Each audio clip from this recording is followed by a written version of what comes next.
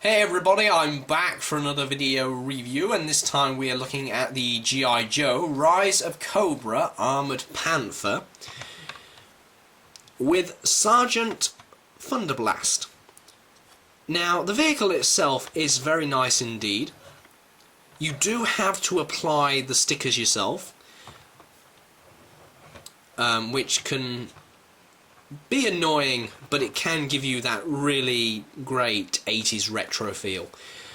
The stickers take about 30 minutes to apply without complications, considering that you're trying to get them even and, you know, trying to be perfect with them. It may take up to an hour. But the vehicle itself, when you first see it in the box, looks pretty bland. But once you've eventually applied the stickers on to the actual toy, it looks good.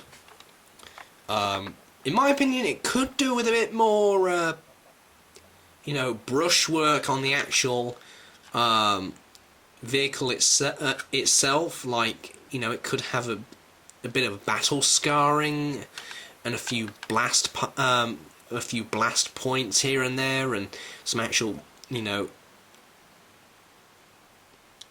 where bullets have come off and hit the thing, and it could do with a little more detail, but the stickers do give it a little more life than what it is when you first take it out of the box. So let's move on to Sergeant Thunderblast here. I'll get to the vehicle's features in a minute. So Sergeant Thunderblast is an okay figure. His skin tone is a bit ghost-like.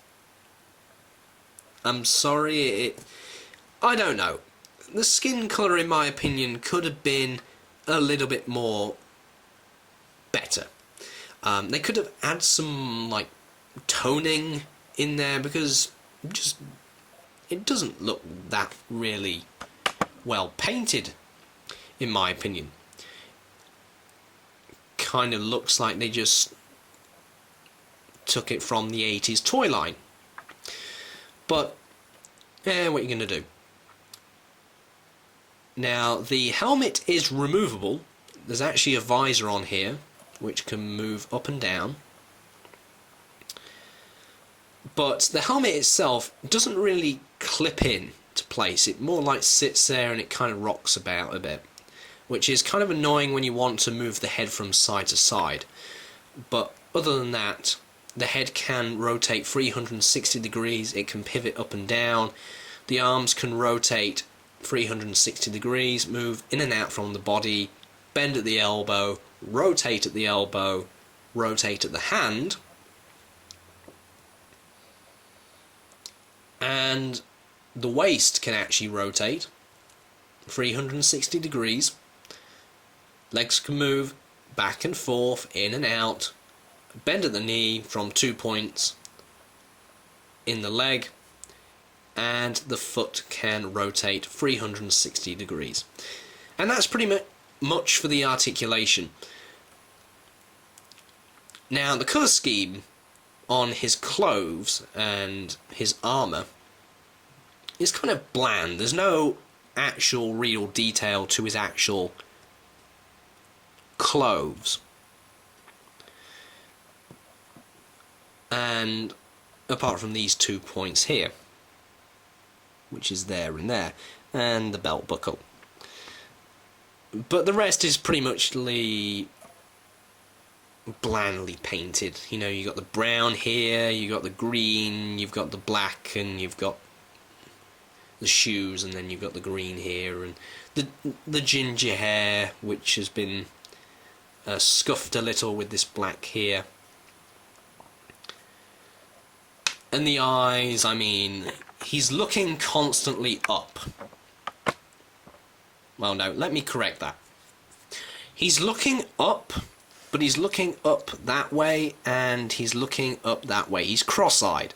I don't know what it is about Hasbro and this scale. They can't seem to get the pupils right.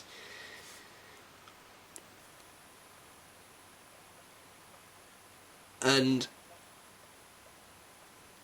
yeah, it just looks a little bit odd. You know, he looks kind of like a psychopath from some angles. But at least it doesn't look as bad as the Mutt Williams Shia LaBeouf face. I mean, those eyes, I mean, those eyes were badly painted. But anyway, the helmet does sort out that problem with the fact that it does have the visor and you can clearly hide the eyes. So yeah, it's blandly painted, and these two pieces here I'm not a big fan of. The fact that this is just a grey and this is just a grey is... ugh. I really wish that was the desert tan colour, because it would make so much more sense. You don't really get pockets like these that are actually like the prototype grey.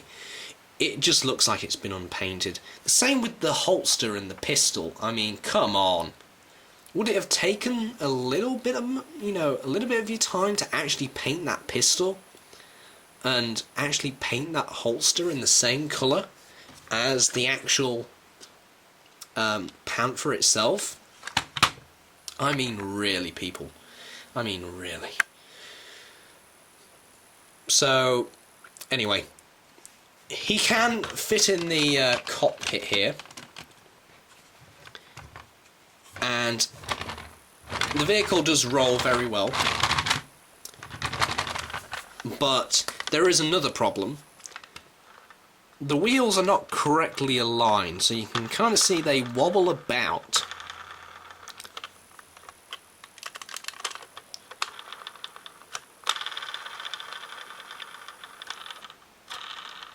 So yeah, you might get this like lifting up motion, so it kind of goes like kudunk, kudunk, kudunk.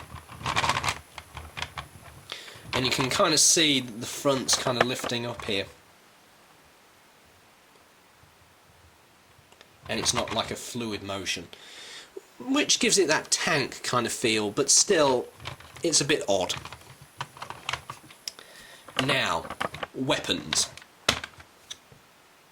You got the 4 little machine guns here at the front, which can move together, and the turret can move from side to side. And for some reason, this guy kind of shifts from side to side. I don't know whether that's because he's sitting in this part as well as trying to sit in this part as well, and you know, with this moving it's kind of twisting him. But it does actually give him like this look that he's trying to balance himself out in the turret, which, you know, makes it more realistic, which is a good thing. So the turret can move from side to side, the guns can move up and down, they can move independently from each other, however they are still attached to the same pin, so you can't really have that much independence. Now the missiles are just epic.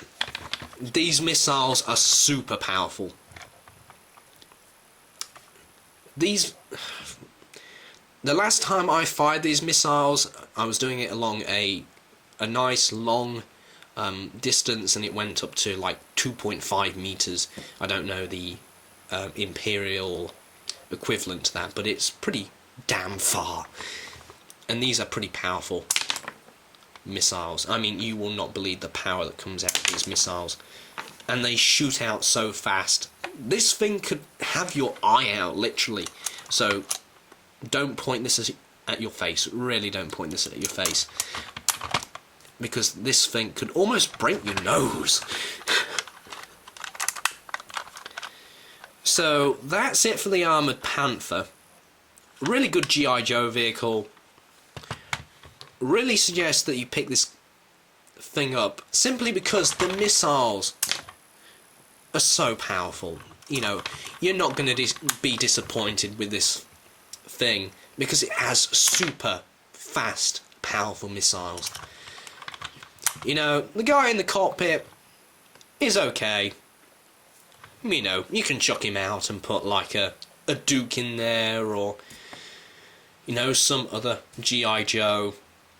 But yeah, at $14.99 you can't really go wrong. So anyway, that's it for this review, and I will see you guys later.